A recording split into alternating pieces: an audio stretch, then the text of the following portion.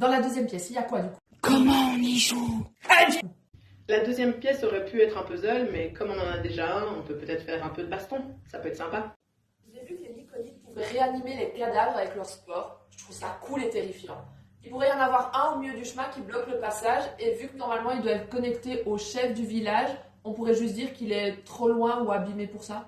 Parfait, ça peut être un hall d'entrée avec un peu plus loin le corps d'une grosse bête qui habitait là avant que les Myconides ne prennent le contrôle de la grotte. Je vais regarder des informations du monstre, mais je trouve qu'il a beaucoup de PV pour des niveaux 1. Sans doute oui, mais les PV moyens d'un monstre ne sont pas obligés d'être les PV de tous les monstres que tu utilises. Ici, tu pourrais utiliser les PV minimum, qui sont de 20. Ou tu pourrais même dire qu'il a été blessé par le serpent de feu et encore réduire ses PV si tu l'estimes nécessaire. Ou si tu veux en mettre 2. Oh oui, il y a plein d'options quand on se dit que les monstres aussi ont vécu des choses avant.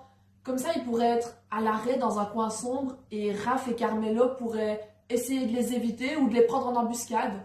C'est toujours bien de prévoir plusieurs options pour comment gérer une scène. Cool. Tu me donnes une minute le temps de mettre tout ça au clair dans mes notes? On verra les autres pièces la prochaine fois. Comment on y joue?